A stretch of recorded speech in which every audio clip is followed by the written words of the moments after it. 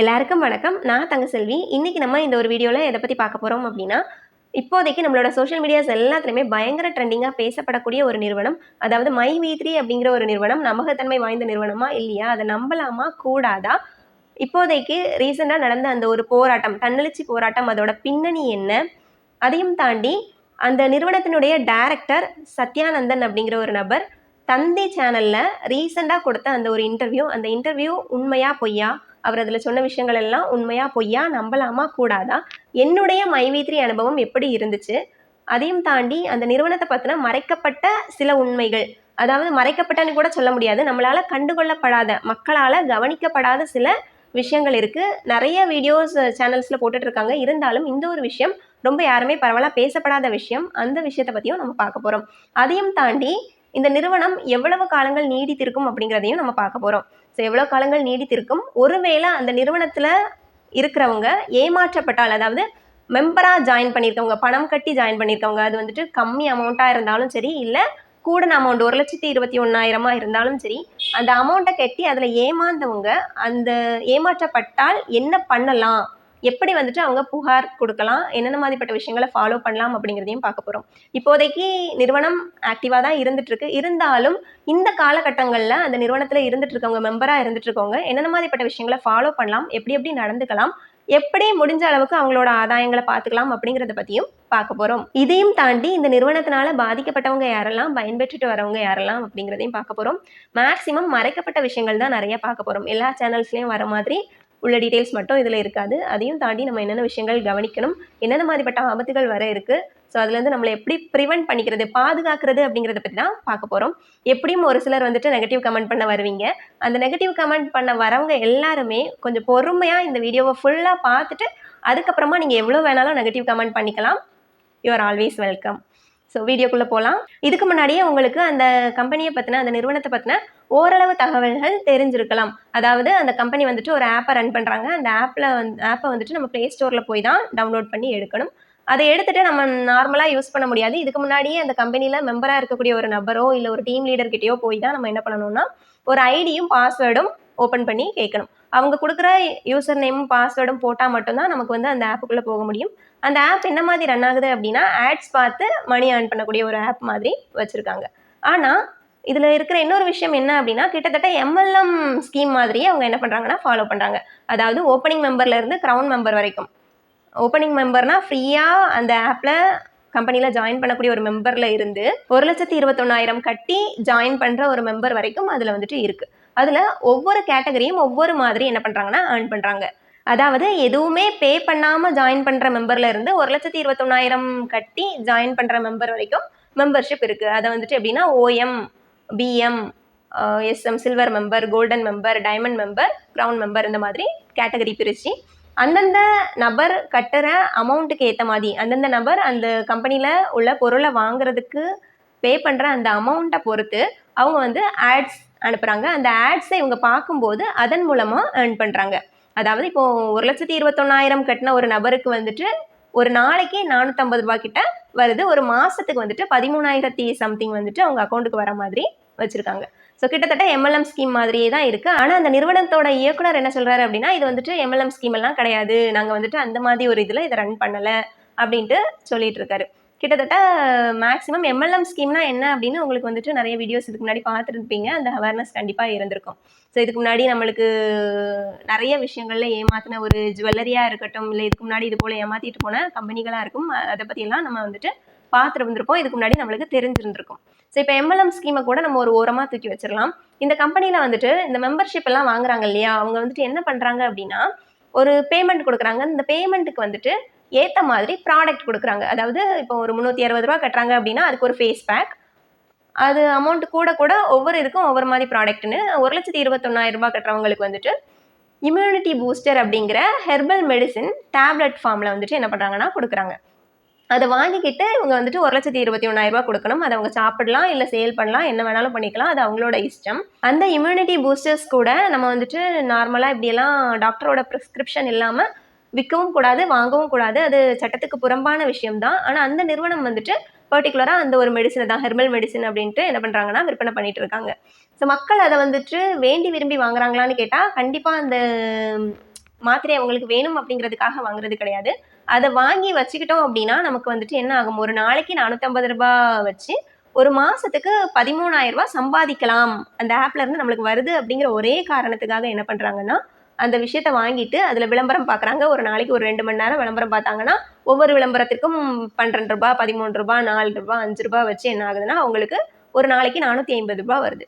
So ஒரு மாசத்துக்கு 13,000 ரூபாயிலிருந்து 15,000 ரூபாய் கிட்ட வருது. இதையும் தாண்டி அவங்க இதே போல 1,21,000 கட்டுற மெம்பர்ஸை வந்துட்டு ஆட் பண்ணி விட்டாங்கன்னா, அதுக்கும் என்ன ஆகுதுன்னா, தனியா கமிஷன் வருது. மாதம் மாதம் 8,000 ரூபாய் அவங்களுக்கு ஆட் பண்ணி விட்ட உடனே கிடைக்குது. அதையும் தாண்டி என்ன ஆகுதுன்னா, ஒரு மெம்பரை சேர்த்து விடும்போது 200 ரூபாய் டெய்லி.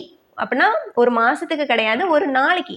ஒரு மெம்பரை ஆட் பண்ணி விடும்போது ஒரு நாளைக்கு இன்னும் ஒரு 200 ரூபாய்க்கு அவங்களுக்கு ஆட் வருது. அந்த ஆடையும் பார்த்து அவங்க சம்பாதிக்கிறாங்க. இப்படி ஒரு நாளைக்கு 450 ரூபாயில இருந்து 1,800 ரூபாய் வரைக்கும் என்ன பண்றாங்கன்னா, அந்த ஆப்ல ஏர்ன் பண்றாங்க. அவங்க அவங்களுக்கு கீழே நபர்களை சேர்த்து விடுறத பொறுத்து அவங்களுக்கு ஆட் வருது. அதை பொறுத்து அவங்க ஒரு நாளைக்கு 450 ரூபாயில இருந்து 1,800 ரூபாய் வரைக்கும் சம்பாதிக்கிறாங்க. ஒரு மாசத்துக்கு குறைந்தபட்சம் 10,000 ரூபாயில இருந்து 54,000 ரூபாய் வரைக்கும் என்ன பண்றாங்கன்னா சம்பாதிக்கிறாங்க. இது போக கமிஷன் இன்கம் அப்படின்ட்டு அவங்களுக்கு வருது. இப்படி இந்த ஆப்ல 4 லட்ச ரூபாயில இருந்து இந்த 2.5 வருஷத்துல 8 லட்ச ரூபாய், 10 லட்ச ரூபாய்னு சம்பாதிச்சவங்க வந்துட்டு நிறைய பேர் இருக்காங்க. இதெல்லாம் உண்மையானு கேட்டா உண்மைதான். நீங்க எந்த ஒரு மைவி3 மெம்பர், அதாவது ஓஎம்மா இருக்கட்டும், இல்ல கிரவுன் மெம்பரா இருக்கட்டும், பணம் கட்டாதவங்களா இருக்கட்டும், இல்ல கட்டினவங்களா இருக்கட்டும், அவங்களோட மொபைல் ஃபோனை வாங்கி பார்த்தீங்க அப்படின்னா அதற்கான ஆதாரங்கள் எல்லாமே வச்சிருப்பாங்க. கண்டிப்பான முறையில் அவங்களுக்கு இது வரைக்கும் தடை இல்லாமல் அந்த பணம் என்ன ஆயிட்டு இருக்குன்னா மாதம் மாதம் கரெக்டாக அவங்களோட அக்கௌண்ட்டுக்கு வந்துட்டு தான் இருக்கு. இதில் எந்த பொய்யுமே கிடையாது.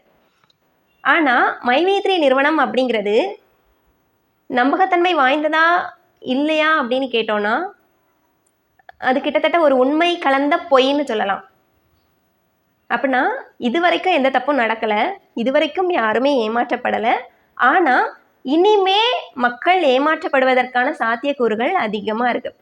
இதுக்கு எக்ஸாம்பிளாக வந்துட்டு என்ன சொல்லலாம் அப்படின்னா, நானுமே அந்த மைவி3 ஆப்பில் இருக்கேன்.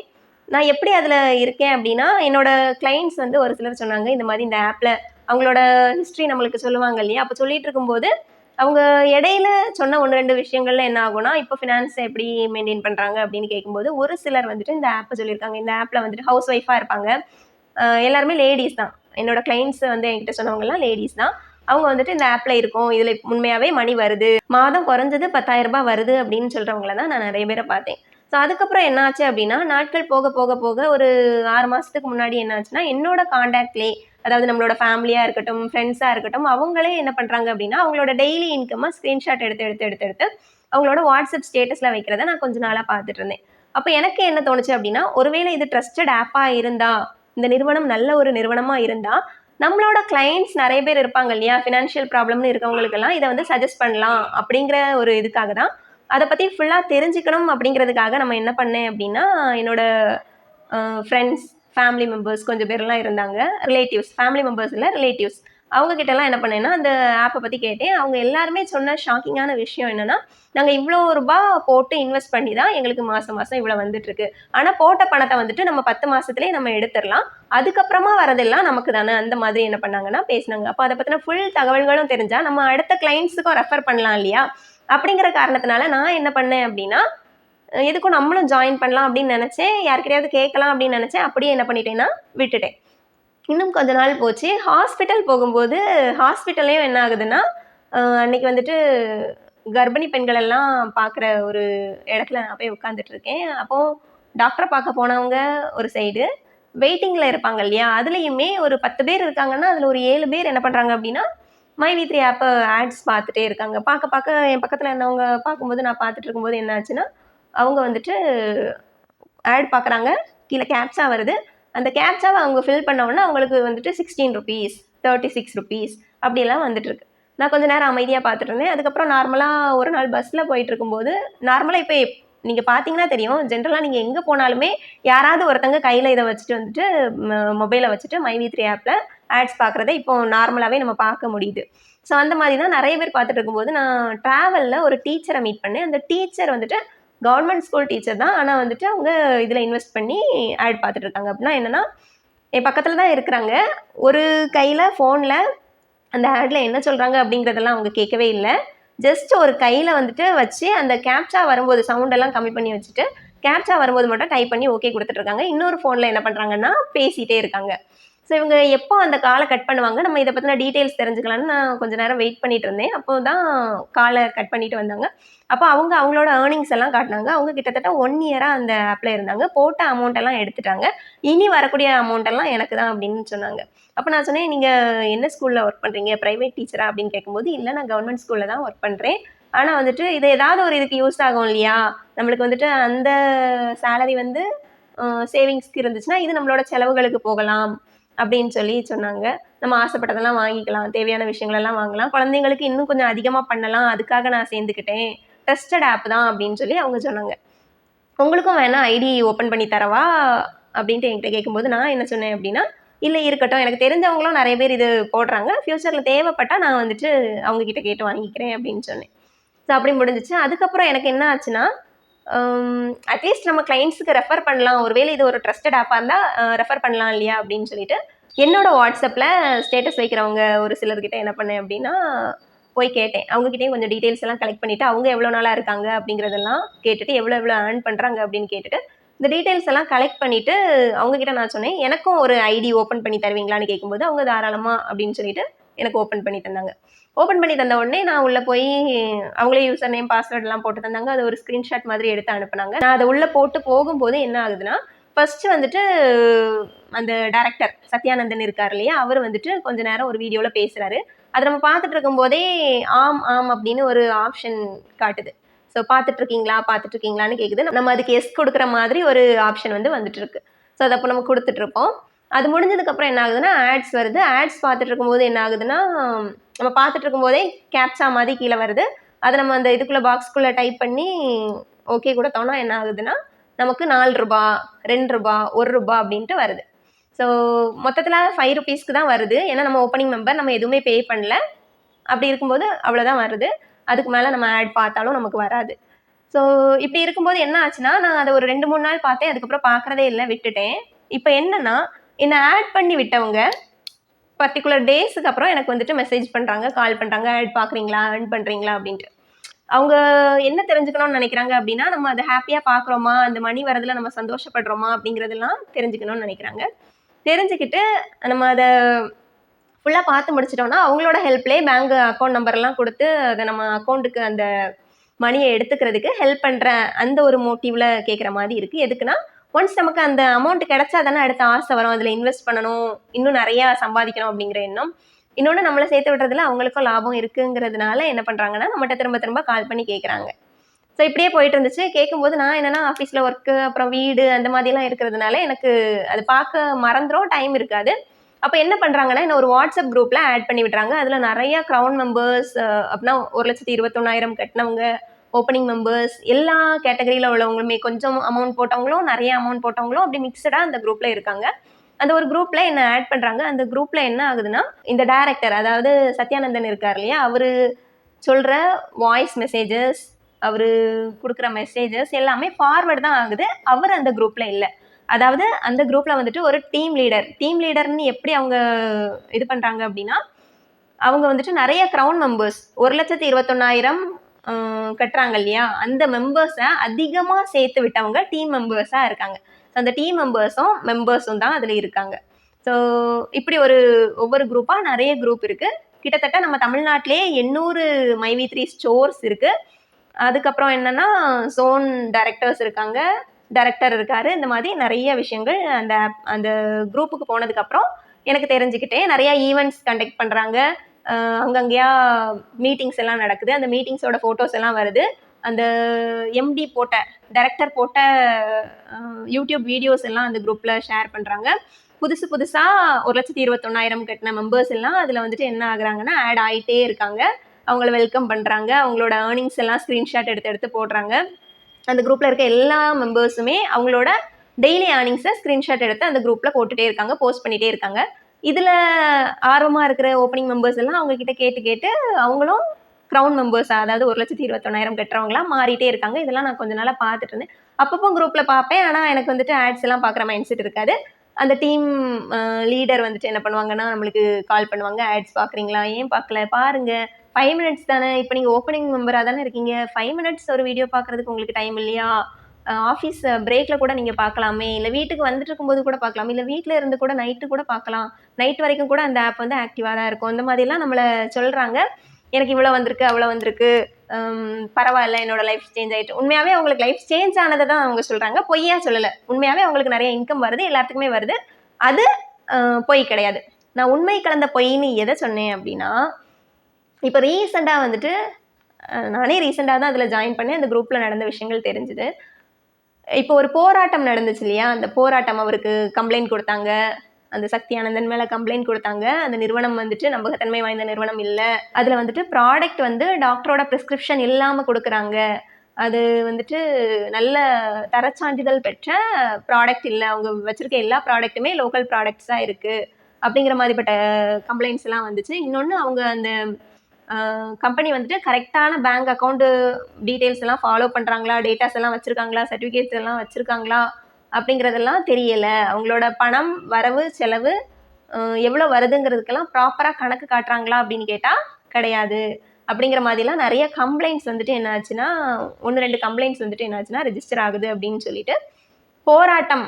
எனக்கு எப்படி தெரியும் அப்படின்னா, அந்த வாட்ஸ்அப் குரூப் இருக்கு இல்லையா, இது போல் கண்டிப்பாக 800 ஸ்டோர் இருக்குது, 800 ஸ்டோருக்குமே அட்லீஸ்ட் ஒரு ஸ்டோருக்கு 4 வாட்ஸ்அப்பாவது இருக்கும், 4 டீம் லீடராவது இருப்பாங்க. அந்த 4 டீம் லீடர்ஸ்க்கு மேலே ஜோன் டைரக்டர்ஸ் இருப்பாங்க. அவங்க போடுற ஃபார்வர்ட் மெசேஜ் தான் இதில் வரும்.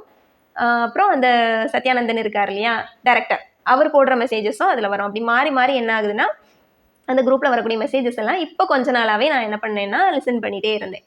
இப்படியே போயிட்டு இருக்கும்போது இப்போ இந்த போராட்டம் எல்லாம் வந்துச்சு இல்லையா, இந்த கம்ப்ளைண்ட் கொடுத்தாங்க இல்லையா, அதுக்கப்புறம் இந்த சத்யானந்தன் அனுப்புகிற மெசேஜஸ், அந்த டீம் லீடர்ஸ் அனுப்புகிற மெசேஜஸ் இதெல்லாம் பார்க்கும்போது எனக்கு ரொம்ப ஷாக்கிங்காக இருந்துச்சு. அதில் என்னென்ன மாதிரிப்பட்ட விஷயங்கள் இருக்குது அப்படின்னா, மொத்தத்திலேயே அவங்க வந்துட்டு மக்களை ஆசையை காட்டினா, அதாவது யாருமே நீங்கள் கண்டிப்பாக இதில் மணி பே பண்ணணும், பே பண்ணி இந்த ப்ராடக்டை வாங்கணும் அப்படின்னுலாம் கொடுக்கறது கிடையாது. டெய்லியுமே அவர் அந்த வீடியோவில் பேசுகிற அந்த பேச்சு மக்களை வந்துட்டு ஒன்றுமே இல்லாத மக்களை கூட தன்னம்பிக்கையை தூண்டுற மாதிரி பேசுறது, ஆசை காட்டுற மாதிரி பேசுறது, அவங்களோட வாழ்வாதாரம் மேம்படணும், அதில் அவருக்கு முழு அக்கறை இருக்குங்கிற மாதிரிலாம் ரொம்ப பேசுவார். ரொம்ப மக்களோட தன்னம்பிக்கையை தூண்டி விடுற மாதிரிலாம் பேசுவார். ஃபஸ்ட்டு வந்துட்டு டெய்லியுமே அந்த ஆப்புக்குள்ளே போகும்போது ஃபஸ்ட்டு ஒரு வீடியோ வரும், அதில் வந்துட்டு இந்த மாதிரிப்பட்ட வார்த்தைகள் வாக்கியங்கள் தான் சொல்லி பேசுறது. ஸோ அதுக்கப்புறம் தான் ஆட்ஸ் வரும். இந்த மாதிரி தான் நார்மலாகவே ஆசையை தூண்டி பணம் கெட்ட வைக்கிறது அப்படிங்கிறது தான். நீங்கள் கண்டிப்பாக கெட்டணும் கெட்டுங்க அப்படின்னு எல்லாம் சொல்கிறது கிடையாது. நம்மளுக்கா ஆசை வந்துடும், இவ்வளோ வருது இல்லையா, இவ்வளோ விஷயங்கள் இதில் இருக்கு இல்லையா, இவ்வளோ நல்ல பெனிஃபிட்ஸ் இருக்குது, அப்போ நம்ம கண்டிப்பாக கெட்டுவோம் அப்படிங்கிற இதில் தான் மக்கள் போகிறது. அப்படி சும்மாவே அவர் வந்துட்டு அந்த வீடியோஸ்லாம் அப்படி தான் பேசிகிட்டு இருப்பார். மக்கள் வந்துட்டு தானாக நிறைய பேர் சேர்ந்துட்டே இருந்தாங்க. எப்படி செய்கிறாங்கன்னே தெரியாது. கிட்டத்தட்ட 60 லட்சம் மெம்பர்ஸ் வந்து என்ன பண்ணுறாங்கன்னா அந்த மைவி3 ஆப்பை டவுன்லோட் பண்ணி வச்சுருக்காங்க. எத்தனை க்ரௌன் மெம்பர்ஸ் இருப்பாங்க, எத்தனை டைமண்ட் மெம்பர்ஸ் இருப்பாங்க, எத்தனை கோல்டு மெம்பர்ஸ் இருப்பாங்க, எத்தனை சில்வர் மெம்பர்ஸ் இருப்பாங்க, ஓப்பனிங் மெம்பர்ஸ் எவ்வளோ பேர் இருப்பாங்கன்னு பார்த்துக்கோங்க. சும்மாவே அப்படி தான் பேசுவார். இந்த ஒரு கம்ப்ளைண்ட் அவர் மேலே ரெஜிஸ்டர் ஆனதுக்கு அப்புறம் இருந்தே அவர் வந்துட்டு பேசின விஷயங்கள் எல்லாமே அவருக்கு ஆதரவாக இவங்க போகணும் அப்படிங்கிற மாதிரி. அதுக்கப்புறம் தான் அதிகமாக இது வந்துட்டு மக்களோட நிறுவனம், உங்கள் நிறுவனம் அப்படிங்கிற விஷயங்கள் எல்லாம் மக்களுக்கு வந்து திணிச்சது. ஸோ அப்போ என்ன ஆச்சு அப்படின்னா, அந்த போராட்டம் எல்லாம் பண்ணணும் அப்படின்ட்டு ஃபஸ்ட்டு அவர் தான் டிசிஷன் எடுக்கிறாரு, எல்லாருக்கும் சொல்கிறாரு, டீம் மெம்பர்ஸ் இவங்ககிட்ட அதை ஃபார்வர்ட் பண்ணுறாங்க, அந்த மாதிரியெல்லாம் போயிட்டுருக்கு. அதுக்கப்புறம் நிறைய வீடியோஸில் என்ன சொல்லுவார்னா, இல்லை நீங்கள் தான் போகிறீங்க, நீங்களாக தான் வாரீங்க, நீங்கள் எல்லாரும் சேர்ந்து தான் என்கிட்ட சொன்னீங்க, அந்த மாதிரி அவங்களையே நம்ப வைக்கிற மாதிரியெல்லாம் நிறைய விஷயங்கள் இருந்துச்சு. ஸோ கொஞ்ச நாளில் என்ன ஆச்சுன்னா, திடீர்னு ஒரு வாய்ஸ் மெசேஜ் வந்துச்சு. நான் வந்துட்டு இந்த இஷ்யூஸ் எல்லாம் அங்கங்கேயே நடந்து தெரிஞ்சப்புறம் தான் அந்த குரூப்பை வந்துட்டு நல்லா ஸ்டடி பண்ணேன். அது வரைக்கும் அந்த குரூப்பில் வர மெசேஜ் எல்லாம் பார்க்கறதில்ல.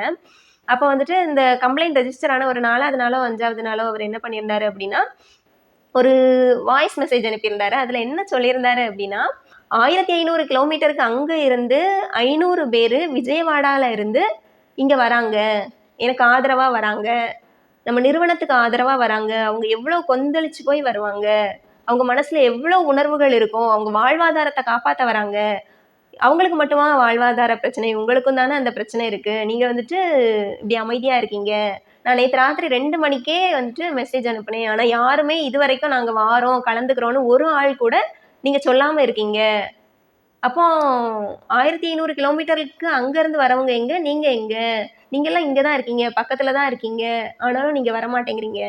வெறும் 10,000 ரூபாய் 20,000 ரூபாய் சம்பாதிக்கிற ஒருத்தனே அவனோட முதலாளி சொன்னான் அப்படின்னா, ஏன் எதுக்கு என்னன்னு காரணம் கேட்காம ஓடி போவான், எங்கே வர சொன்னாலும் வந்து நிற்பான்.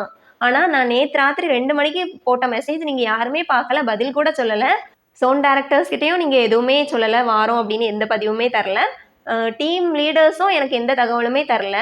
டீம் லீடர்ஸ் எல்லாம் கேளுங்க, எனக்கு வந்துட்டு தெரியாது, எல்லாரும் வந்து நிற்கணும். நம்மளோட கம்பெனி பாதிக்கப்பட்டுச்சுன்னா அதனால பாதிக்கப்பட போகிறது நான் மட்டும் கிடையாது, நீங்கள் தான், உங்கள் எல்லாரோட கம்பெனி தான் இது அப்படின்னு சொல்லிட்டு ரொம்ப அவர் வந்துட்டு கோவமாக எல்லாம் கூட பேசியிருப்பாரு. அது மட்டும் கிடையாது, அந்த குரூப்பில் இருந்த டீம் லீடர்ஸோட மெசேஜ் எல்லாம் எப்படி இருக்கும்னு பார்த்தீங்கன்னா, நீங்கள் வந்துட்டு இந்த போராட்டத்துக்கு வரல அப்படின்னா, மனு கொடுக்கறதுக்கு வரல அப்படின்னா, இனிமே டீம் லீடர் சைட்ல இருந்து உங்களுக்கு எந்த ஒரு ஹெல்ப்புமே கிடைக்காது. அதாவது உங்களோட ஐடி பிளாக் ஆனாலும் சரி, உங்களுக்கு மந்த்லி இன்கம் வரலனாலும் சரி, அதுக்கெல்லாம் நான் வந்துட்டு என்ன பண்ண மாட்டேன்னா, உங்களோட டவுட்ஸை கூட நான் கிளியர் பண்ண மாட்டேன். இந்த மீட்டிங்க்கு வராதவங்களெல்லாம் இந்த குரூப்ல இருந்து உங்களை வந்துட்டு ரிமூவ் பண்ணி விட்டுருவோம். அதுக்கப்புறம் உங்களுக்கு எங்க சைட்ல இருந்து எந்த ஒரு ஹெல்ப்புமே கிடைக்காது. அதாவது நீங்க கட்டின பணம் உங்களுக்கு வருதா, வரலையா, வரலன்னா ஏன் வரல, இந்த மாசம் ஏதாவது டிலே ஆயிட்டுனாலோ, இல்ல நம்ம அக்கௌண்ட்டுக்கு மணி வரலனா கூட நம்ம அந்த டீம் லீடரை தான் காண்டாக்ட் பண்ண முடியுமே தவிர, டைரக்டரை காண்டாக்ட் பண்ண முடியாது. சோன் டைரக்டரையும் காண்டாக்ட் பண்ண முடியாது. அந்த மாதிரி ஒரு சிஸ்டம். அந்த மெயினா இருக்கக்கூடிய ஆட்களோட நம்பர்லாம் கிடையாது. அவங்களுக்கு கீழ ஒரு 4 பேர், அவங்களுக்கு கீழ ஒரு 4 பேர், அவங்களுக்கு கீழ ஒரு 4 பேர்ன்னு வந்து தான் கடைசியா அந்த மெம்பரை வந்து ரீச் பண்ற மாதிரி இருக்கும். அப்போ அந்த டீம் லீடர் எல்லாம் என் சைட்ல இருந்து உங்களுக்கு எந்த ஹெல்ப்பும் கிடைக்காது, நான் ஒரு டவுட்டை கூட கிளியர் பண்ண மாட்டேன், அந்த மாதிரிலாம் நிறைய மெசேஜஸ் என்ன பண்ணியிருந்தாங்கன்னா அந்த குரூப்ல போட்டிருந்தாங்க. கிட்டத்தட்ட எல்லாரும் வரலனாலும் கண்டிப்பா கிரவுன் மெம்பர்ஸ் வரணும், அதாவது 1,21,000 கட்டினவங்க எல்லாம் வந்து நிக்கணும். சப்போஸ் உங்களால வர முடியல அப்படின்னா நீங்க வந்துட்டு உங்களுக்கு பதில் ஒரு ஆளை அனுப்பணும். எவ்வளோ தூரத்துல இருந்தெல்லாம் வராங்க, நீங்க அந்த வேலை இருக்கு இந்த வேலை இருக்குன்னு எல்லாம் வராம சாக்கு புக்கெல்லாம் சொல்லக்கூடாது அப்படின்னு எல்லாம் கூட அவர் வந்துட்டு என்ன பண்ணியிருந்தாருன்னா, அந்த வாய்ஸ் மெசேஜ்ல என்ன பண்ணியிருந்தாருன்னா போட்டு விட்டிருந்தாரு. அது எல்லா குரூப்புக்குமே ஃபார்வர்ட் பண்ணியிருக்காங்க. இது எப்படி எனக்கு தெரியும்னா, என்னோட வாட்ஸ்அப்லயும் வந்துட்டு அந்த குரூப் இருக்கு, அதுலயும் வந்துருந்துச்சு. ப்ளஸ் கோயம்புத்தூர்ல எனக்கு தெரிஞ்சவங்க கொஞ்சம் பேர் இருக்காங்க, அவங்களோட வாட்ஸ்அப்லயும் குரூப்லயும் வந்துச்சு. நிறைய பேர் போனாங்க. அந்த ஆடியோல அவர் பேசியிருந்தது அப்படி மக்களை வந்து குற்ற உணர்வுக்குள்ளாக்கி, அதாவது உங்களுக்கு நல்லது செய்ய போய் உங்களோட வாழ்வாதாரத்தை முன்னேற்ற போனனா, இன்னைக்கு வந்துட்டு என் மேல, என் கம்பெனி மேல கம்ப்ளைண்ட் என்ன ஆயிருக்கு, ரெஜிஸ்டர் ஆயிருக்கு, உங்களுக்கு என்ன, நீங்க பாட்டுக்கு இருக்கீங்கப்பா, அந்த மாதிரிப்பட்ட ஒரு பேச்சு மக்களோட குற்ற உணர்வை தூண்டி அவங்கள வந்துட்டு மனசளவுல எனது கம்பெனிக்கு சப்போர்ட் பண்ண வைக்கிற ஒரு மனநிலையை அவங்களுக்குள்ள உருவாக்கி அவங்கள என்ன பண்ணிட்டாருன்னா வர வச்சுட்டாரு. அப்போ கூட என்னன்னா, ஃபர்ஸ்ட் வந்துட்டு கலெக்டர் ஆஃபீஸ் முன்னாடி போய் கொடுக்குற மாதிரி இருந்தது. ஃபர்ஸ்ட் அதையும் சொன்னது அவர் தான். அதுக்கப்புறம் என்ன பண்ணிட்டாங்கன்னா மாத்திட்டாங்க வேற இடத்துக்கு. ஸோ இப்போ ரீசெண்டாக போராட்டம் நடந்துச்சு இல்லையா, அந்த இடத்துக்கு வாங்க அப்படின்னு சொல்லி அதுக்கப்புறம் மெசேஜ் வந்து பாஸ் பண்ணப்பட்டுச்சு. எல்லாமே அந்த பிளேஸை டிசைட் பண்ணது அந்த நிறுவனத்தோட டைரக்டர் தான். ஆனால் இது வந்து தன்னெழுச்சி போராட்டம். வரவங்களுக்கெல்லாம் எதுவுமே எங்களால் தர முடியாது கம்பெனி சார்பாக. தண்ணி நீங்கள் கொண்டு வாங்க, பிஸ்கட் நீங்கள் கொண்டு வாங்க, உங்களுக்கு தேவையான பொருட்கள் எல்லாம் நீங்கள் கொண்டு வாங்க, வெயில் அதிகமாக இருக்கும், அதுக்கேற்ற மாதிரி ப்ரிப்பரேஷனோடி வாங்க. ஸோ இது எல்லாமே சொன்னது டைரக்டர் தான். ஆனால் வந்துட்டு இது தன்னெழுச்சி போராட்டம், மக்களாக போய் போராடின போராட்டம். ப்ரெக்னென்ட் லேடிஸ் வர வேண்டாம், வயசானவங்க வர வேண்டாம், உடல் ஊனமுற்றவங்க வர வேண்டாம், இந்த மாதிரி எல்லாம் சொன்னது டைரக்டர் தான். ஆனால் இது வந்துட்டு மக்களாக போய் பண்ண தன்னெழுச்சி போராட்டம். அந்த மாதிரி தான் என்ன ஆச்சுன்னா, வெளியே அவர் யூடியூப்ல போடுற வீடியோஸ்லாம் அந்த மாதிரி பேசிட்டு அந்த மெம்பர்ஸ் இருப்பாங்க இல்லையா, பணம் கட்டியிருப்பாங்க இல்லையா, அவங்களோட தனிப்பட்ட வாட்ஸ்அப் குரூப்ஸில் எல்லாத்துலேயுமே இந்த மாதிரி மிரட்டுற மாதிரி, இனிமேல் உங்களுக்கு எந்த ஹெல்ப்பும் கிடைக்காது, இனிமேல் உங்களோட ஐடி லாக் ஆனாலும் அதுக்கு நாங்கள் ஒன்றும் பண்ண முடியாது, அந்த மாதிரிப்பட்ட விஷயங்கள்லாம் நிறைய என்ன பண்ணிட்டாங்கன்னா பண்ணாங்க. இன்னொரு மெசேஜ் அதில் வந்தது என்னென்னா, கோயம்புத்தூர் எல்லையில் நீங்கள் வரும்போது, அதாவது வேறு வேறு மாவட்டங்கள் வேறு வேறு இடத்துல இருந்து வரவங்கெல்லாம் கோயம்புத்தூர் எல்லையில் நீங்கள் வரும்போது உங்களை வந்து போலீஸ்காரங்க வந்துட்டு தடுத்து எங்கே போகிறீங்கன்னு கேட்டாங்கன்னா, நீங்கள் வந்துட்டு இந்த ஈஷா யோகா அந்த இடத்துக்கு இல்லை மருதமலை டெம்பிளுக்கு போகிற மாதிரி நீங்கள் வந்துட்டு சொல்லிட்டு வாங்க, போராட்டத்துக்கு வரீங்கன்னு சொன்னீங்கன்னா உங்களை விடமாட்டாங்க அப்படிங்கிற மாதிரிப்பட்ட மெசேஜஸ் கூட அதில் நிறையா வந்துச்சு. கண்டிப்பான முறையில் நீங்கள் வரலனாலும் உங்களுக்கு பதில் ஒரு ஆளை அனுப்பணும், அந்த மாதிரியெல்லாம் வந்துருந்துச்சு. மெயினாக திரும்ப திரும்ப அவங்க அதில் என்ன சொல்லியிருந்தாங்க அப்படின்னா, 10 பஸ்ஸில் வராங்க, 1500 கிலோமீட்டருக்கு அங்கே விஜயவாடாலேருந்து 10 பஸ்ஸில் வராங்க, 500 பேர் வராங்க, இங்கே இருக்கிறவங்களுக்கு என்ன வேலை, நீங்கள் கண்டிப்பாக வரணும், உங்களுக்கு ஈஸியாக நான் வந்துட்டு இவ்வளோ பணத்தை வந்து மாதம் மாதம் தரதுனால நீங்கள் வந்துட்டு எல்லாம் ஈஸியாக கிடைக்குதுன்னு உட்காந்துட்டு இருக்கீங்களா, இது கிடைக்காம போனால் உங்களோட நிலைமை என்ன ஆகும் அப்படின்னு யோசிச்சு பாருங்கள். இந்த மாதிரிலாம் கொஞ்சம் மிரட்டுற மாதிரி கூட பேசியிருந்தாங்க. இருந்தாலும் மெம்பர்ஸ் வந்துட்டு இப்போவும் கம்பெனி ஆக்டிவாக தான் இருக்குது, ரன் ஆகிட்டு தான் இருக்குது, பணம் வந்துட்டு தான் இருக்குங்கும்போது நிறுவனத்துக்கு விசுவாசமாக தான் இருப்பாங்க, அப்படி தான் இருக்கிறாங்க, அப்படி தான் இருக்க தோணும். ஏன்னா பணம் போட்டிருக்கோம் இல்லையா, கண்டிப்பாக கொந்தளிப்பு இருக்கும். இப்போ நிறைய பேர் இதை வந்துட்டு கெடுக்க பார்க்குறாங்களோ அப்படின்னு நினைப்பாங்க. ஏன்னா நம்ம ஃப்யூச்சரில் வரப்போகிறவங்களுக்கு வந்துட்டு ஹெல்ப் பண்ண பார்ப்போம். ஆனால் பணம் போட்ட மக்கள் அவங்க இப்போமே கம்பெனி ஸ்டாப் ஆயிட்டு அப்படின்னா, ஆக்டிவாக இல்லை அப்படின்னா இப்போமே நம்ம ஏமாந்துருவோமே அப்படிங்கிற அந்த நிலமையில கண்டிப்பாக இருப்பாங்க. மக்களோட கொந்தளிப்பு நியாயமானது. ஏன்னா ஒரு நபர் 2 நபர் கிடையாது, 50 லட்சத்துக்கும் மேலே 60 லட்சம் பேர்கிட்ட என்ன பண்ணுறாங்க அப்படின்னா அதில் மெம்பராக இருக்காங்க. ஆப்பை டவுன்லோட் பண்ணி வச்சுருக்காங்க, ஆக்டிவாக இருப்பாங்க. வேலை கூட இருக்காது. மேக்ஸிமம் அதில் இருக்கவங்க எல்லாம் ஹவுஸ் ஒய்ஃபாக இருப்பாங்க. இப்போ நிறைய காலேஜ் ஸ்டூடெண்ட்ஸ் அதில் இருக்காங்க, டீச்சர்ஸ் இருக்காங்க, போலீஸ் ஆஃபீஸர்ஸ் இருப்பாங்க. இவங்கெல்லாம் தப்பா அப்படின்னு கேட்டோம் அப்படின்னா கண்டிப்பாக தப்பு கிடையாது. அவங்கெல்லாம் அவங்களோட ரிலேட்டிவ்ஸ், ஃப்ரெண்ட்ஸ் சொல்லி நல்லா இருக்குது, நிஜமாவே சேலரி வந்துட்டுருக்கு, ட்ரஸ்டட் ஆப் தான், 2.5 இயர்ஸாக இருக்குது, எனக்கு மாதம் மாதம் இவ்வளோ கிடைக்குது, நீ ஜாயின் பண்ணிக்கோன்னு சொல்லும்போது அந்த ஆசை யாருக்குனாலும் வரதான் செய்யும். 1,21,000 கையில் இருக்குது, என்னால் போட முடியும் அப்படிங்கிறவங்களும் அதில் இருக்காங்க. என்கிட்ட ஒன்றுமே இல்லை, கொஞ்சோண்டு ஜுவல்ஸ் இருக்குது, அதை அடகு வச்சு நான் போட்டு பிறகு மீட்டுக்கிறேன், மீதி வரதெல்லாம் எனக்கு தானே அப்படின்ட்டு இருக்கவங்களும் இருக்காங்க. இன்னும் சிலருக்கு என்னென்னா நல்ல பொசிஷனில் இருக்கக்கூடிய ஃபேமிலி மெம்பர்ஸ் இருப்பாங்க, அதே ஃபேமிலியில் கஷ்டப்பட்டுட்டு இருக்கவங்களும் இருப்பாங்க.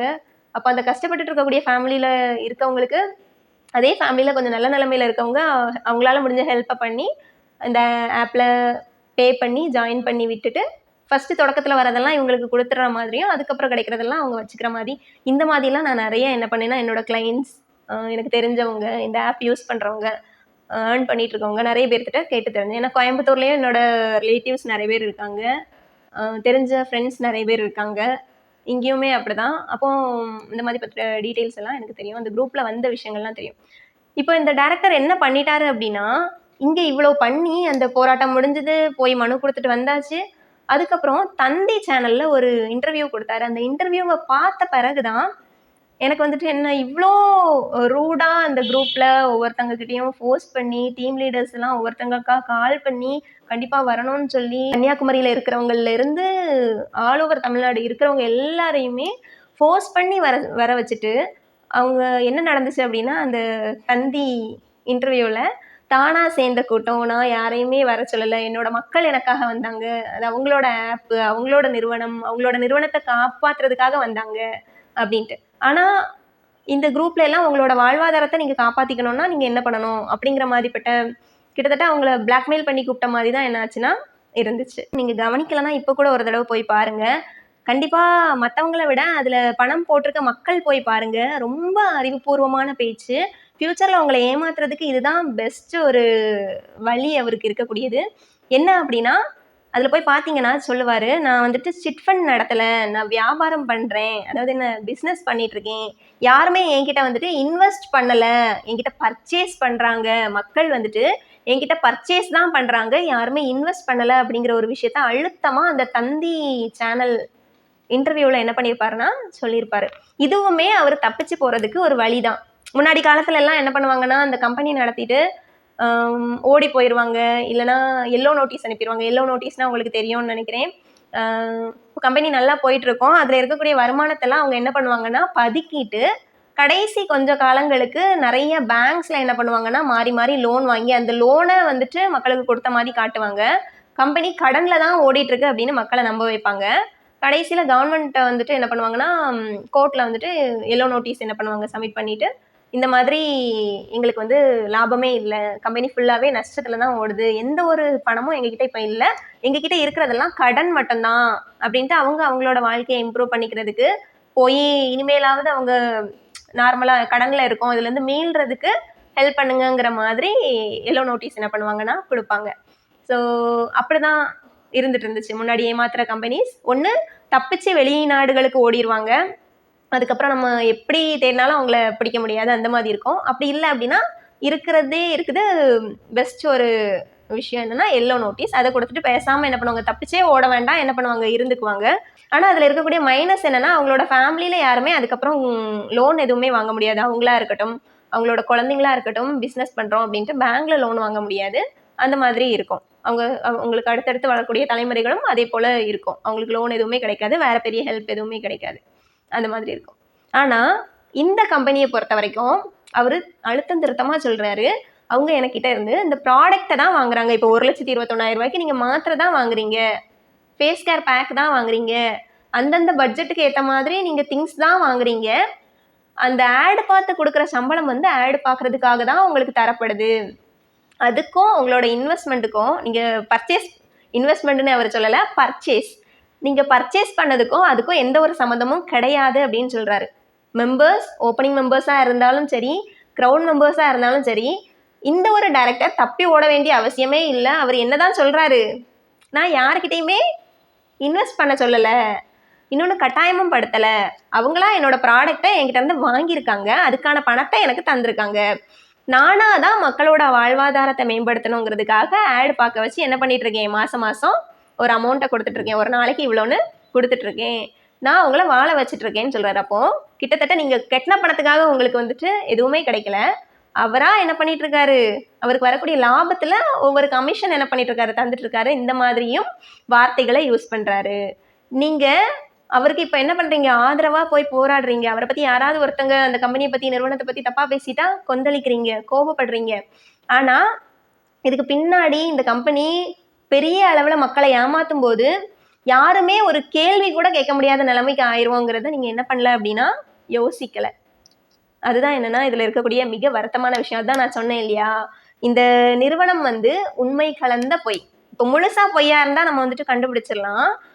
இன்னைக்கு வரைக்குமே ஏர்னிங்ஸ் வந்துட்டு தான் இருக்குது, சேலரி வந்துட்டு தான் இருக்குது, எதுவுமே ஸ்டாப் ஆகலை, ஆக்டிவாக ரன் ஆகிட்டு தான் இருக்குதுங்கிறதுனால, எல்லாருமே நிறைய சம்பாதிச்சது உண்மைங்கிறதுனால ஃப்யூச்சரில் பலரும் ஏமாந்து போகிறதுக்கு நம்ம ஒரு காரணமாக இருப்போம், நம்மளே கூட ஏமாந்து போகலாம்.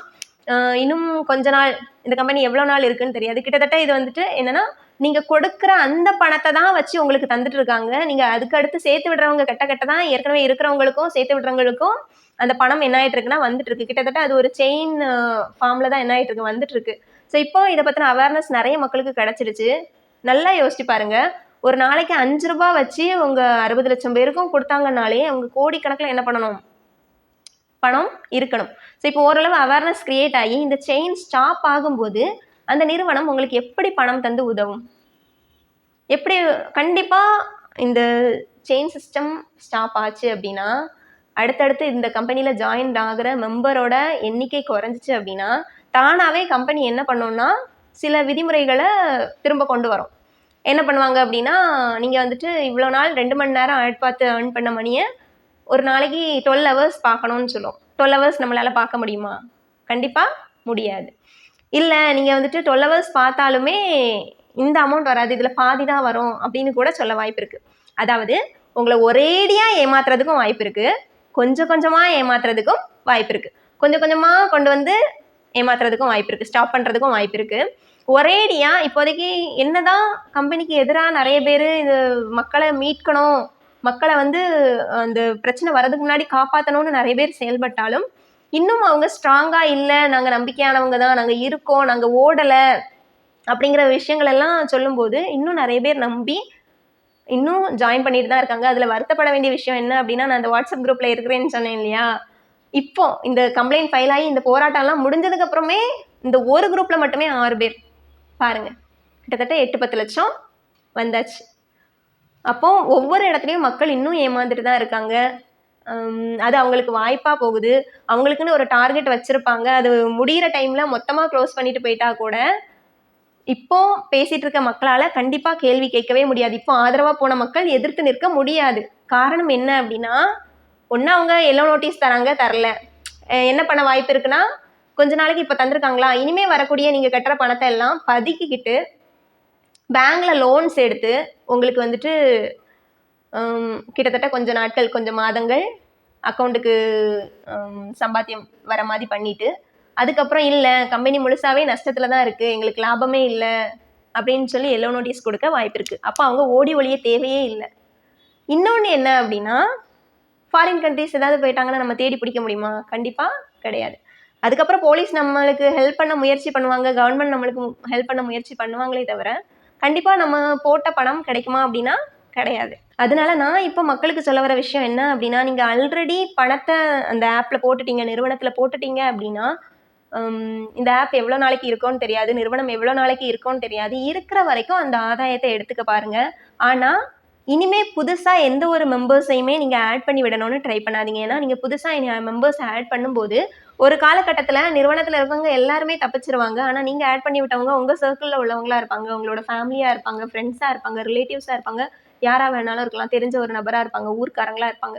நிறுவனத்தோட டைரக்டர் தப்பிச்சு போயிடலாம், தலைமறைவாயிடலாம். சோன் டைரக்டர்ஸ் கூட அது போல் போயிடலாம். அவருக்கு ஒரு 4 பார்ட்னர்ஸ் இருக்கிறதா அந்த தந்தியில் சொல்லியிருந்தாரு. ஒருவேளை அந்த பார்ட்னர்ஸ் கூட தப்பிச்சு போயிடலாம்.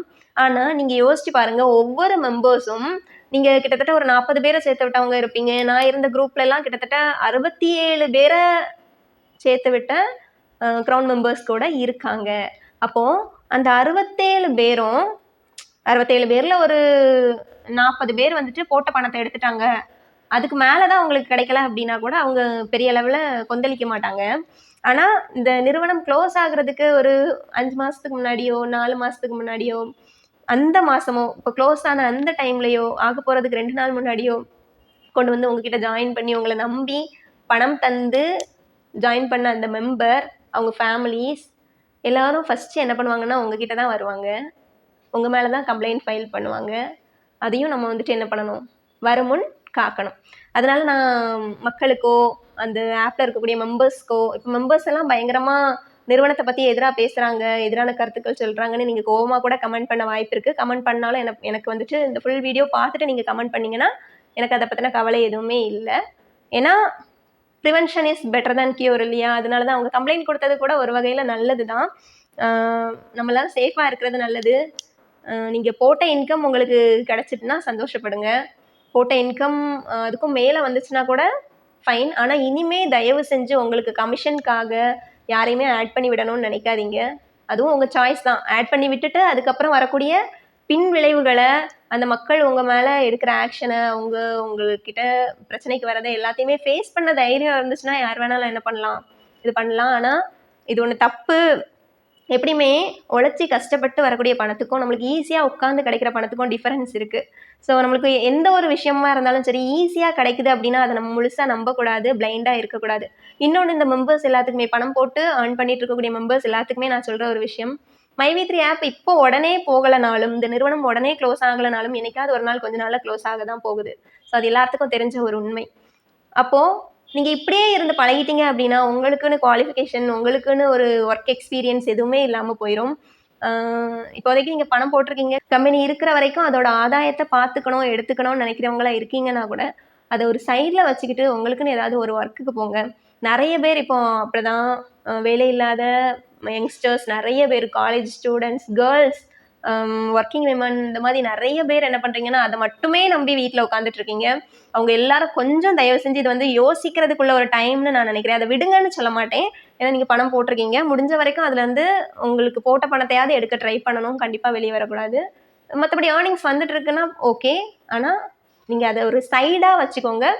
உங்களோட மெயின் ஒரு சோர்ஸாக அதை வந்துட்டு தயவு செஞ்சு வச்சுக்காதீங்க. இன்கம் சோர்ஸாக அதை வச்சுக்காதீங்க.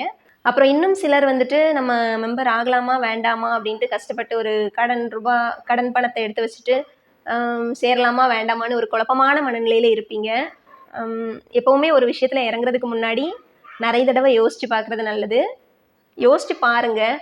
சப்போஸ் உங்களுக்கு இதில் இன்வெஸ்ட்மெண்ட் கிடையாது, பர்ச்சேசிங், நீங்கள் ஒரு பொருளை தான் வாங்குறீங்க, அதை தான் உங்களோட டைரக்டர், அந்த மைவி3 ஆப்போட டைரக்டர், நிறுவனத்தோட டைரக்டர் வந்துட்டு என்ன பண்ணுறாங்கன்னா சொல்கிறாங்க, அது பர்ச்சேஸ் பண்ணுறதுக்கு முன்னாடி யோசிச்சு பண்ணுங்கள். பர்ச்சேஸ் பண்ணி அதில் இன்கம் திடீர்னு ஸ்டாப் ஆனாலும் உங்களால் ஹேண்டில் பண்ண முடியும் அப்படின்னா நீங்கள் தாராளமாக அதில் வந்துட்டு ஜாயின் பண்ணிக்கலாம். உங்களுக்கு கான்ஃபிடென்ட் இருக்குது, கண்டிப்பாக என்னால், சப்போஸ் அவங்க ஏமாற்றிட்டு போனால் கூட அதை ஹேண்டில் பண்ண முடியும், அந்த சுச்சுவேஷனை ஹேண்டில் பண்ண முடியும் அப்படிங்கிற கான்ஃபிடென்ஸ் இருந்துச்சுன்னா தாராளமாக நீங்கள் அதை வந்துட்டு கண்டினியூ பண்ணலாம். அப்புறம் இந்த நிறுவனத்தை பற்றி தவறான ஒரு நம்பிக்கையை மக்களுக்கு கொடுத்து அவங்கள வந்துட்டு இதில் ஒரு மெம்பராக ஆக்கின நிறைய யூடியூபர்ஸ், இன்ஸ்டா செலிப்ரிட்டிஸ் எல்லாருமே தயவு செஞ்சு இதோடி ஸ்டாப் பண்ணிக்கோங்க. திரும்பவும் வந்துட்டு மக்களுக்கு வந்துட்டு பார்ட் டைம் ஜாப், வீட்டில் இருந்தபடியே நீங்கள் சம்பாதிக்கலாம், ஈஸியாக ஏர்ன் பண்ணலாம் அப்படின்ட்டு எந்த ஒரு விஷயத்தையுமே அவங்களுக்குள்ளே கொண்டு கொடுக்காதீங்க. நீங்கள் ஒருத்தங்களுக்கு ஒரு விஷயத்த கொடுக்க போகிறீங்க அப்படின்னா, மக்களுக்கு இந்த விஷயத்த நான் வந்துட்டு இன்ட்ரடியூஸ் பண்ண போகிறேன் அப்படின்னா அதுக்கு முன்னாடி நீங்கள் அதை யூஸ் பண்ணி பாருங்கள், அதை பற்றி கொஞ்சம் அனலைஸ் பண்ணி பாருங்கள், அது கரெக்டாக தப்பான்னு தெரிஞ்சுட்டு அதுக்கப்புறம் கொடுங்க. ஏன்னா நான் வந்துட்டு இந்த மைவி3 பற்றி தெரியறதுக்கு முன்னாடி நிறைய இடங்களில் part time job, work from home இந்த மாதிரிலாம் இருக்கும்போது நம்ம பார்ப்போம் தானே, ஒரு சைக்காட்ரிக், சோஷியல் ஒர்க்கர், சைக்காலஜிஸ்ட், நம்ம எவ்வளோ பேர்த்துக்கு கைட் பண்ண வேண்டி வரும், எவ்வளோ பேர்த்துக்கு சஜஷன்ஸ் கொடுக்க வேண்டியது வரும். நம்மட்ட கேட்குறவங்களுக்கு ஹெல்ப் பண்ண வேண்டியது வரும். அப்போ அதுக்காக ஏதாவது ஒர்க் ஃப்ரம் ஹோம் இருக்கா? வீட்ல இருந்தே பார்க்குற மாதிரி ஒர்க் இருக்கா? இந்த மாதிரிப்பட்ட டீட்டெயில்ஸ் எல்லாம் வந்துட்டு நானுமே நெறைய கலெக்ட் பண்ணியிருக்கேன். நம்ம பார்த்துட்டு உண்மையிலே அது ப்ராப்பரா இருக்கு, கரெக்ட்டா இருக்கு. நம்ம அத நல்லா அனலைஸ் பண்ணி பார்த்துட்டோம். நல்ல ஒரு ட்ரஸ்ட் பண்ற ஒரு நிறுவனம் தான் அப்டின்னா மட்டும் மத்தவங்களுக்கு நம்ம ரெக்கமெண்ட் பண்ணணுமே தவிர, மத்தபடி நம்ம ரெக்கமெண்ட் பண்ணக்கூடாது. ஸோ, இனிமே கொஞ்சம் கவனமா இருக்க ட்ரை பண்ணுங்க. செலிபிரிட்டீஸா இருக்கட்டும், இல்ல நீங்க நார்மலா உள்ள யூடியூபர்ஸா இருக்கட்டும், யாரா இருந்தாலும் சரிதான். கொஞ்சம் அனலைஸ் பண்ணி பார்த்துட்டு மக்கள்கிட்ட அந்த விஷயத்த கொண்டு போங்க. ஏன்னா, நான் தேடும்போது ஃபுல்லாவே நெறைய செலிபிரிட்டீஸ், நெறைய Instagram பேஜஸ்லலாம் கூட இந்த ஆப்ப நெறைய பேர் வந்துட்டு சஜெஸ்ட் பண்ணி வச்சிருந்தீங்க. அது பெய்டு ப்ரமோஷனா கூட இருக்கலாம். அது ஒரு பெய்டு ப்ரமோஷனா இருந்தா கூட, கொஞ்சமாவது மக்களோட நலன் கருதி அத பத்தி அனலைஸ் பண்ணிட்டு, அதுக்கப்புறமா மக்கள்கிட்ட கொண்டு சேருங்க. மக்களுக்கு அறிமுகப்படுத்துங்க. நெறைய பேர் பாதிக்கப்படும்போது தான் அவங்க வந்துட்டு நம்மட்ட வந்து கேட்பாங்க. உங்கள நம்பி தானே நம்ம அதுல இன்வெஸ்ட் பண்ணோம். இவ்வளோ ரூபா போச்சே அப்படின்னு கேட்கும்போது நம்ம பதிலே சொல்ல முடியாது. ஏன்னா மக்கள்கிட்ட நல்ல பேர சம்பாதிக்கிறது ரொம்ப கஷ்டம். ஆனா சம்பாதிச்ச நல்ல பேர மக்கள்கிட்ட நம்ம சம்பாதிச்ச விஷயங்கள நம்ம விட்டு போக வைக்கிறது ரொம்ப ஈஸி. அதனால ஒரு ஃபேம் நீங்க அச்சீவ் பண்ணதுக்கு எவ்வளோ கஷ்டப்பட்டுருப்பீங்க அப்படிங்கிறத யோசிச்சு பாருங்க. அதனால நல்ல தகவல்கள, நல்ல நிறுவனங்கள, நல்ல விஷயங்கள மட்டுமே மக்கள்கிட்ட கொண்டு சேர்க்கணும் அப்படின்ட்டு நான் கேட்டுக்கிறேன். அப்புறம் இதுல இன்னும் ரொம்ப முக்கியமான விஷயம் என்ன அப்படின்னா, நீங்க வந்துட்டு இப்போ உங்களுக்கு மனசுல ஒரு எண்ணம் வரலாம். அப்ப டீம் லீடர்ஸ் நம்மள ஏமாத்திட்டாங்க. இதுல சேர்த்து விட்ட மெம்பர் நம்மள ஏமாத்திட்டாங்க அப்படிலாம் உங்களுக்கு தோணலாம். ஆனா, இதுல சேர்த்து விட்டவங்க உங்களோட ரிலேட்டிவ்ஸா இருக்கலாம், ஃப்ரெண்டா இருக்கலாம், ஃபேமிலி மெம்பர்ஸா இருக்கலாம், ஊர்ல உள்ள ஒரு நபரா இருக்கலாம். யாரோ ஒருத்தங்க அவங்களுக்கு இதனால ஆதாயம் கிடைச்சதுனால தான் உங்களுக்கும் கிடைக்கணும் அப்படின்னு சொல்லி உங்கள கைட் பண்ணியிருப்பாங்க. ஒருவேள அவங்களுக்கு இன்னும் ஆதாயம் உங்களால கிடைக்கணும்னு கூட என்ன பண்ணியிருக்கலாம், உங்கள ஆட் பண்ணி விட்டுருக்கலாம். ஆனா, அவங்களுக்கு கிடைச்சதுனால தான் நம்பி நம்மள சேர்த்து விட்டுருந்திருப்பாங்க. ஸோ, இந்த விஷயத்த பொறுத்தவரைக்கும் மக்கள் கொந்தளிக்க வேண்டியது, அவங்களுக்கு இப்டி இப்டி இருக்கு, கேர்ஃபுல்லா இருங்க. இனிமே யாருமே இதுல போய் மாட்டிக்கிறாதீங்க அப்படின்னு நம்மளுக்கு அவேர்னஸ் தரவங்க மேல நீங்க கோவப்பட வேண்டியதுக்கு எந்த ஒரு இதுவுமே கிடையாது. உங்களோட கோபம் எல்லாம் எங்க இருக்கணும் அப்டின்னா, நிறுவனத்து மேல இருக்கணும். ஸோ, இப்ப நீங்க நிறுவனத்துக்கு விசுவாசமா இருக்கிறது ஒண்ணும் தப்பு கிடையாது. ஏன்னா, உங்களுக்கு இன்னைக்கு வரைக்கும் ஏர்னிங் வந்துட்டு தான் இருக்கு. ஆனா, இப்போதைக்கு கம்ப்ளைண்ட்ஸ் குடுத்தவங்க, இத பத்தி பேசுறவங்க, தெரிஞ்ச உண்மைய தைரியமா வெளிய சொல்றவங்க எல்லாருமே மக்கள காப்பாத்தணும், மக்களுக்கு வந்து டீச் பண்ணணும், மக்கள வருமுன் காக்கணும் அப்படிங்கிறதுக்காக தான். பிரச்சனை வர்றதுக்கு முன்னாடி காக்கணும் அப்படிங்கிறதுக்காக தான் பேசுறாங்கங்கிறத புரிஞ்சுகிட்டு, தேவையில்லாம அவங்க கிட்ட வந்துட்டு உங்களோட கொந்தளிப்ப காட்டாதீங்க. ஆக்சுவலா பார்த்தீங்கன்னா, அ அந்த நிறுவனத்துக்கு மேல தான் கம்ப்ளைண்ட் ஃபைல் பண்ணாங்க. மெம்பர்ஸ் மேல கிடையாது. ஆனா அவ்ளோ பேர் அங்க போய் குமிஞ்சிருந்தீங்க. நிறுவனத்துக்கு ஆதரவா நீங்க வந்துட்டு போயிருந்தீங்க. கண்டிப்பா உங்களுக்கு ஆதரவா தான். உங்க எல்லாருக்கும் ஆதரவா தான் அந்த கேஸ் ஃபைல் பண்ணப்பட்டது. ஆனா, அத கொஞ்சம் கூட நீங்க மைண்ட் பண்ணல. உங்களுக்கு யோசிக்கல. நீங்க வந்துட்டு அந்த குரூப்ல உங்களுக்கு என்னென்ன விஷயங்கள் சொல்றாங்களோ, போட்ட பணம் எல்லாம் போயிரும். அப்படி பிளாக்மெயில் பண்ணி அந்த மாதிரிலாம் இருந்ததுனால, போய் எதுக்கு போறோம், ஏன் போறோம்ன்னு கூட தெரியாம நெறைய பேர் போய் குமிஞ்சவங்க இருக்கிறீங்க. அ ஏன்னா, இப்படியெல்லாம் நடந்ததுக்கு அப்புறம் இனி ஃபியூச்சர்ல நிஜமாவே அவங்க நம்மள ஏமாத்துனா கூட, மக்கள ஏமாத்துனா கூட நம்ம வந்துட்டு என்ன பண்ண முடியாது. ஒரு கேள்வி கூட கேட்க முடியாது. ரீசன் என்னன்னா, இது வந்துட்டு எம்எல்எம் கம்பெனி, எம்எல்எம் ஸ்கீம்ல இருக்குங்கிறதுனால கிடையாது. அவர் அந்த வீடியோலயே அந்த தந்தி சேனல்ல போய் பாருங்க. அதுல குடுத்ததிலேயே தெளிவா சொல்லியிருப்பாரு. நான் வந்துட்டு என்னதான் பண்றேன்? வியாபாரம் தான் பண்றேன். மக்களுக்கு என்னால முடிஞ்சத எனக்கு வரக்கூடியதுல கமிஷன் தான் குடுக்குறேனே தவிர, அவங்க என்கிட்ட இன்வெஸ்ட் பண்ணல. அதாவது பண முதலீடு அவங்க பண்ணல. அவங்க ஜஸ்ட் என்கிட்ட பொருள் வாங்குறவங்க. அப்படிதான் சொல்லியிருப்பாங்க. ஸோ, இதுலயே நம்மளுக்கு தெரியும்.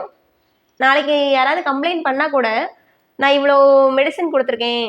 இன்னென்ன விஷயங்கள் குடுத்துட்டு தான் அந்த அமௌண்ட்ட வாங்கியிருக்கேன். அந்த பணத்துக்கு மதிப்பான மாத்திரைகள குடுத்துருக்கேன். Face pack குடுத்துருக்கேன்.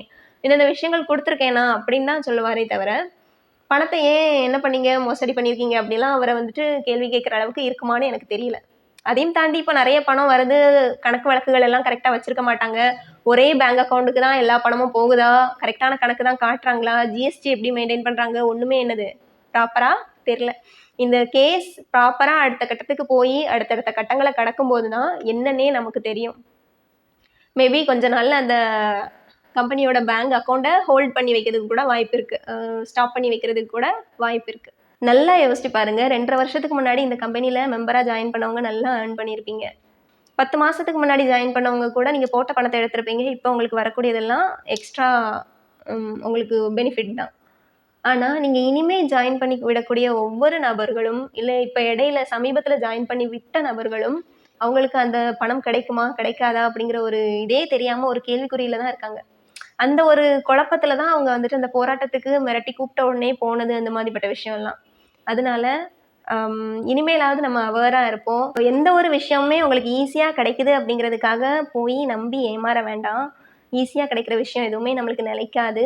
அதுல ஏதாவது ஆபத்து கண்டிப்பா இருக்கும். பின்விளைவுகள் கண்டிப்பா இருக்கும் அப்படிங்கிறத மனசுல வச்சுக்கோங்க. ஃபியூச்சர்ல இந்த மாதிரி இந்த ஒரு நிறுவனம் உங்கள ஏமாத்திடுச்சு அப்படின்னா, கட்டின பணம் உங்களுக்கு கிடைக்காம போயிடுச்சு அப்படின்னா, நீங்க ஏமாற்றப்பட்டீங்க அப்படின்னா, 1930 அப்படிங்கிற நம்பருக்கு நீங்க கால் பண்ணி, நீங்க பணத்த எந்த அக்கவுண்ட்டுக்கு போட்டீங்களோ, அந்த அக்கவுண்ட் நம்பர என்ன பண்ணணும் அப்படின்னா, போலீஸ்ல குடுத்தீங்கன்னா, அவங்க உங்களுக்கு விசாரிச்சு, இன்வெஸ்டிகேஷன் பண்ணி, முடிஞ்ச அளவுக்கு ஹெல்ப் பண்ணுவாங்க. Thank you.